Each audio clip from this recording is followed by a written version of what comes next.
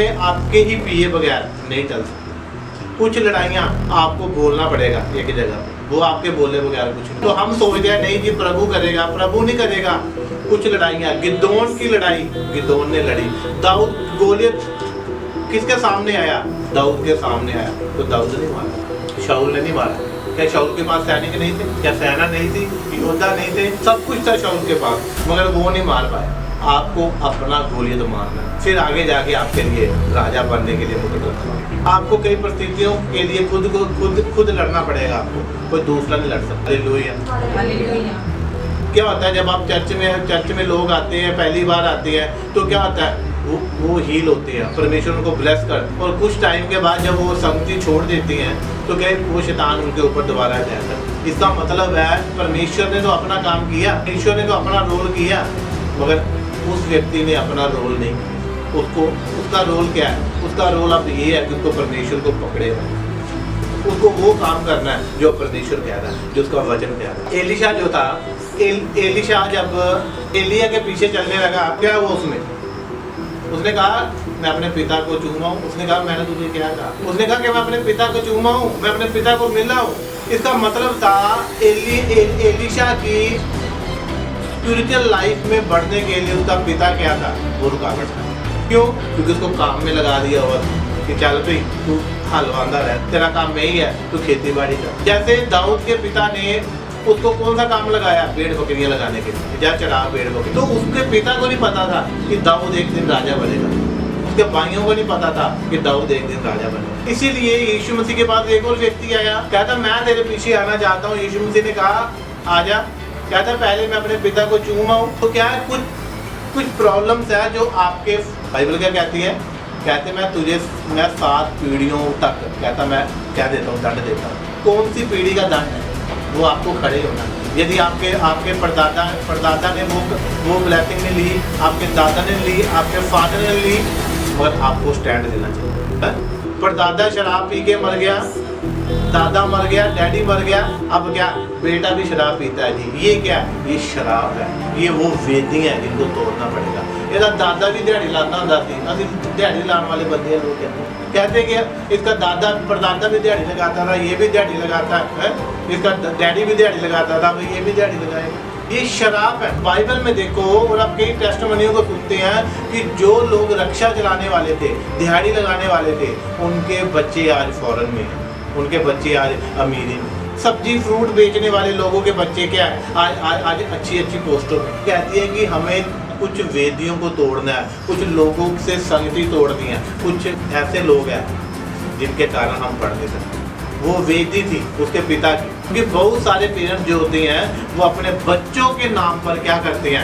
मन्नतें मानते हैं। तो उनको ये नहीं पता मन्नत नहीं मान रहे, वो अपने बच्चों के आगे क्या कर रहे हैं? उनकी किश्ती में क्या कर रहे हैं? पत्थर डाल देता है। इसलिए यीशु मसीह हमें आजाद कराने के लिए आया, इसलिए यीशु मसीह को भेजा गया, इसलिए गिदोन भी नाश ना हो जाए, पीछे का सारा जो गोत्र है वो नाश ना हो जाए। इसीलिए परमेश्वर ने क्या कहा? गिदोन को चुन लिया, इसको मैं आगे बढ़ा। और भी लोग थे जो गिदोन से अच्छे होंगे, मगर परमेश्वर ने कहा मैं इसकी पूरा पाप और शराब तोड़कर इसे मैं अपने लायक इस्तेमाल करूँगा। परमेश्वर ने गिदोन को इस्तेमाल, नहीं तो एलिशा के फादर भी, एलिशा के पिता भी क्या कहते थे? यही कि तू हल चला, बस खेती बाड़ी कर, बस यही काम करते। तो आगे नहीं बढ़ रहा था, वो छुटकारे में नहीं था, उसकी सोच में छुटकारा नहीं था, डिप्रेशन में था कि इसी प्रकार जिंदगी जी लेंगे। एलिशा का भी यही था। इसीलिए उसने कहा कि मैं अपने पिता को मिलना हूँ, मैं अपने पिता को चूमा हूँ। एलिया ने क्या कहा? कहते मैंने तुझसे क्या कहा? फिर उसने क्या कहा? उसने उस अपने बैलों को, उसके सामान को जला दिया और सीधा एलिया के पीछे चला गया। तब मिला भी नहीं अपने पास। इसका मतलब उसके फादर का प्रेशर था उसके ऊपर, वो अपने फादर को पूछे बगैर कोई काम नहीं करता। दाऊद के भाइयों का प्रेशर था दाऊद के ऊपर, दाऊद के फादर का प्रेशर हटेगा, तब आप याजक और राजा निकलेंगे, तब आप सेवक निकलोगे, तब आप इवेंजलिस्ट निकलोगे, तब आप दाऊद जैसे निकलोगे, गिदोन जैसे निकलोगे, अब्राहम, इसहाक, याकूब जैसे धनी बनोगे। जब जब वो प्रेशर हटेगा, फादर का प्रेशर, मदर का प्रेशर है, मम्मी का प्रेशर है जी, मम्मी तो पूछे बगैर कोई काम नहीं करना, डैडी तो पूछे बगैर कोई काम नहीं करना। परमेश्वर ने आपको राजा बनाने के लिए चुना। जो काम आपके पेरेंट्स नहीं कर पाए, परमेश्वर आपसे करवाना। गिदोन के पिता से वो काम नहीं हुआ, मगर परमेश्वर ने गिदोन से वो काम किया। इसीलिए क्या कहा, बच्चों की नाई मेरे पास आओ। कि बच्चे हैं जो क्या है, वो कहते बच्चे भविष्य हैं। लिखा बच्चे, बेटे बेटियां बुजुर्ग जो क्या करेंगे, भविष्यवाणियां करेंगे, दर्शन देखेंगे, पवित्र आत्मा से भरेंगे। कौन है, यही लोग हैं। मगर हम बच्चों को क्या करते हैं, बच्चे भी सोचते हैं कि शायद ठीक है, बाइबल में लिखा कि माता पिता के अधीन रहना, मगर देखो कहाँ तक है। लिखा अपने माता पिता का हिस्सा अपने माता पिता को दो, जो दे सकते हो, जो उसका जो आपका बनता है। कुछ फैमिलियों में इसीलिए लड़ाई है क्योंकि वो पूरी तनख्वाह अपनी माँ मम्मी को देती हैं और अपनी वाइफ को कुछ नहीं देती, इसी लड़ाइयाँ उनके घर। फैमिली मिली थी, आए जब मिलने के लिए मुझसे, तो उन्होंने कहा कि हमारे घर में उसकी वाइफ कह रही मुझे ये कुछ नहीं देता, ये अपने मम्मी से डरते हैं, तो सारी तनख्वाह मम्मी को दे देते। तो इसीलिए लड़ाई थी वहाँ पर। इसलिए बाइबल में क्या लिखा, तू एक अच्छा पति बन, अच्छा हस्बैंड बन, अच्छा पिता बन, अच्छा बेटा बन। जो माता पिता का है वो माता पिता का, जो पत्नी का बनता है वो पत्नी को दे, जो बच्चों का बनता है वो बच्चों को। तो जब हालेलुया, इसीलिए वो वेदियाँ टूटी हुई हैं क्योंकि हमने सिर्फ एक ही वेदी बना के रखी है। लोगों ने सिर्फ एक ही वेदी बना के रखी है, बस क्या, सिर्फ मम्मी डैडी। क्या कहती है, मनुष्य अपने माता पिता को छोड़कर कहाँ रहेगा, अपनी पत्नी के साथ बिता रहेगा, वो दोनों एक साथ। आज इसीलिए गड़बड़ी है लोगों के परिवारों में, क्योंकि वो वाइफ को नहीं, वो परमेश्वर के वचन को नहीं मानते। अगर आपका फादर धनी है, करोड़पति है, अच्छा है, सब कुछ सही है, तो आप भी वही बनो। समझ रहे मेरी बात को? तो क्या होगा, उसके पिता की पत्नी नहीं रही तो क्या आपकी पत्नी रहेगी? इसीलिए आशीर्वाद उसी से लेने हैं जो खुद ग्रस्त है। अगर एक शराबी से आशीर्वाद लोगे तो वो भी शराब पी है। हालेलुया। एक बार हम एक निकाह पढ़ने के लिए गए, तो वहाँ पे कितने ऐसे लोग थे कि जिन्होंने शराब पी के रखी थी, मामा चाचा, क्योंकि शादी ऐसा मौका है जिसमें सब शराब पीते हैं, सारे शराबी होते थे। जिन्हें नहीं पीनी उन्होंने भी पीनी। तो वहाँ पे जब गए तो वो जब किया, निकाह पढ़ा, प्रार्थना की, जब उसके बाद तो सब लोग आके ना मामा चाचा अच्छी शराब खासियाँ टल्ली हुए, तो उनको आशीर्वाद दे रहे हाथ रख रख के। मैंने उनको एक बात कही, मैं क्या, हाथ इसके सिर पे वही रखे जिसके घर में खुद लड़ाई नहीं हो, नहीं तो आपका आशीर्वाद इसी पे आएगा। इन्होंने भी लड़ते रहना सारी, जे तुसी शराब पी ये कर दे, वही आत्मा वही आशीर्वाद ये उत्ते आना, इन्हें भी शराब पी। इसीलिए हर किसी का हाथ नहीं रखवाना। अगर मेरे आत्मिक पिता का ही मेरे सिर पे हाथ रखा जाए, किसी का नहीं होता। और इसीलिए आज लोग क्या है कि आज ही वो सारे प्रभु के तो बंदे हैं, आप भी तो प्रभु के हो, सारे सेवक भी प्रभु के हैं, मगर आप हर किसी से हाथ नहीं लगाते और हर किसी की स्पिरिट अंदर जाती है, उसके आशीर्वाद लगते हैं। और वो स्पिरिट देखा, कोई नया चेला ना हो किसी के सिर पे जल्दी हाथ न रखे। अगर हाथ रखने से अभिषेक पार्टीशन होता है, अनॉइंटिंग पार्टीशन होती है, तो हाथ रखने से दुष्ट आत्मा भी पार्टीशन होती है। उसको एक रास्ता चाहिए बस दूसरा। और लोग समझे वो पास्टर जी हैं ऐसे बोलते हैं कि उसके बुरी संगति छोड़ दो, दोस्त थोड़ी छड़ने, मासी थोड़ी छड़नी, मामा थोड़ी छड़ना, भावे तगड़ा शराबी हो, मामा थोड़ी छड़ना, रिश्तेदारी थोड़ी छड़ते नहीं, प्रभु पीछे कोई दोस्ती थोड़ी छड़ते हैं। इसीलिए आज लोग प्रॉब्लम में है, क्योंकि जिनको छोड़ना है उनको छोड़ना पड़ेगा, जिनको पकड़ना है उनको पकड़ना पड़ेगा। इसीलिए आज प्रॉब्लम।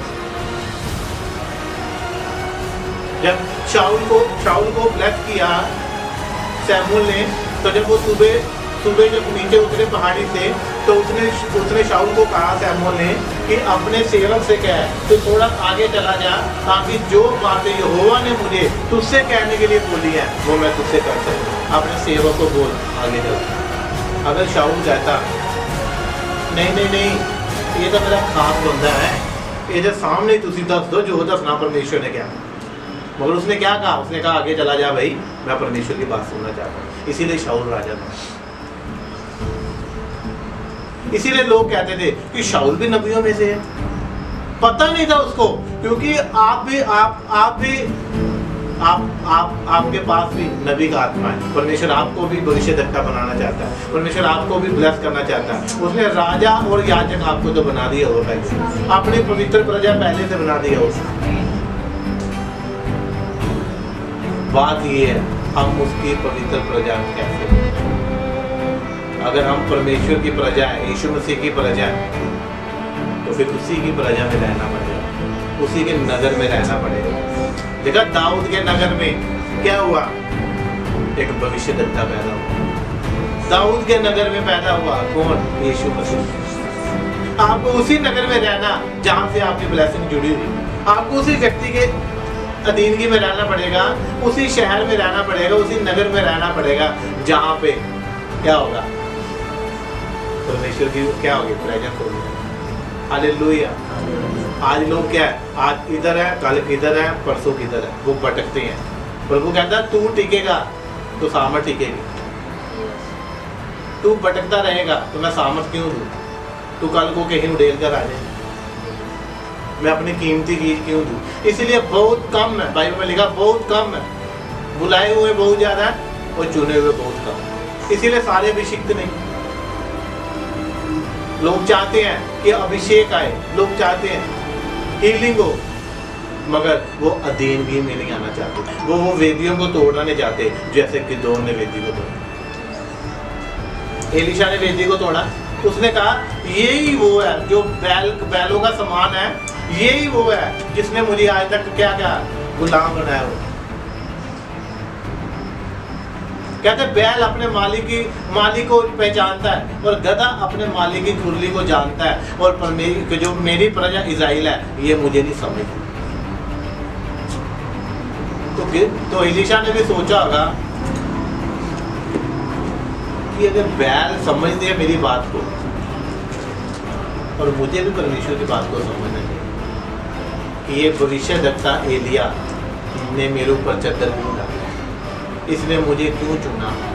इसने तो कुछ भी नहीं कहा, मगर उसकी बुद्धि खोली कि जैसे ये बैल मेहनत करते हैं वैसे ही मैं परमेश्वर के लिए काम करूंगा। आज के बाद मैं एलिया के हाथ धुलाऊंगा, मैं एलिया की सेवा करूंगा, ताकि जो अगर बैल ये पहचानता है तो मैं अपने मालिक को क्यों ना पहचानूं, मैं अपने परमेश्वर को क्यों ना पहचानूं। इसीलिए एलीशा ने क्या कहा, एलीशा ने सारे बैलों को काटा और उसके सामान को काटा, और क्या कहा, एलिया के पीछे चला गया। हालेलुया।